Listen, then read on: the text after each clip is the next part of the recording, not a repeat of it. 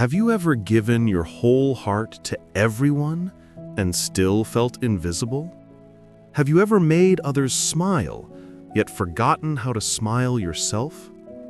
This is the story of a woman who spent her life caring for everyone around her, until she finally learned the most beautiful lesson of all. You can't be whole if you keep breaking yourself to keep others together. In a quiet little town near the hills lived a woman named Laila.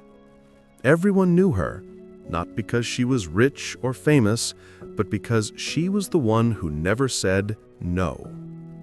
If someone was sick, she cooked for them.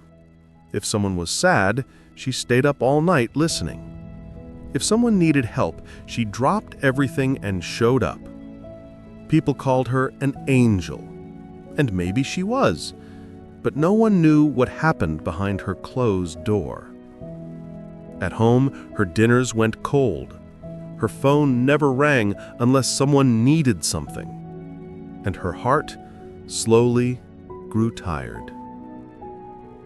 Every morning before sunrise, Laila watered her flowers, fed the stray cat that waited by her porch, and then drove to her job at the local elementary school. She was a teacher, one of those rare ones who made every child feel seen. Her students loved her. They'd run up shouting, "Miss Laila!" and she'd smile. A soft, tired smile that hid her exhaustion.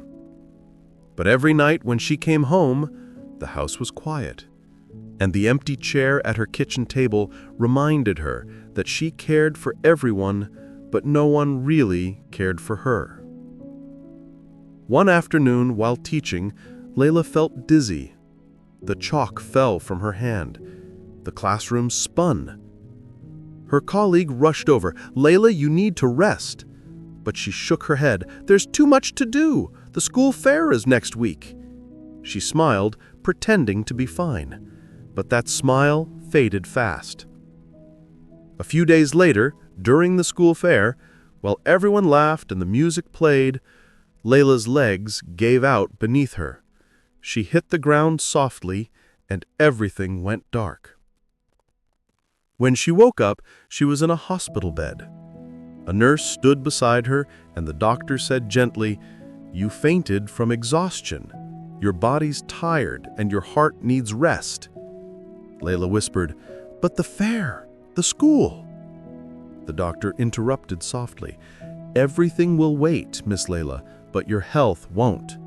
You've given too much without refilling your own cup." Those words echoed in her mind like church bells. You've given too much without refilling your own cup. That evening, the nurse brought her a little glass jar with a flower inside. She said, "A student left this for you. His name's Amir." Laila smiled faintly. Amir was a quiet boy in her class, always shy, always kind. The next morning, Amir came to visit him himself. "Miss Laila, please get better soon. We miss you." She smiled. "I will, Amir. Thank you." He hesitated, then said something that changed her life. "My mom says you should love yourself the way you love everyone else." That simple sentence hit her harder than any medicine could. It was the truth she had avoided all her life. When Laila returned home a week later, nothing had changed, but somehow everything felt different. She looked at her empty chair, her half-read books, her cold cup of tea, and she whispered softly, "I'm sorry, Laila, for forgetting you." That day, she made a decision, not to stop helping others, but to start helping herself too. She began each morning with a small breakfast. She started journaling again. She took long walks by the lake after school. And sometimes she just sat quietly, doing nothing, and that was enough. Slowly, her tired heart began to glow again. At school, people noticed. She smiled brighter. She said no when she needed to, and when she said yes, it came from peace, not pressure.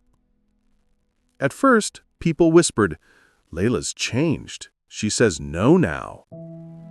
But soon they saw the truth. She was happier, healthier, more alive.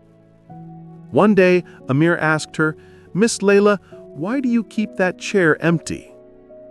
She smiled softly. "That chair is for me. Whenever I forget myself again, I sit there, breathe, and remember who I am." Years later, people still talked about Laila. But this time, they didn't just say she helped everyone. They said she taught us how to help ourselves too.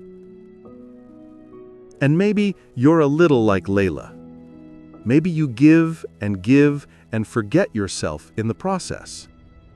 But remember this: you deserve your own love, your own time, your own care.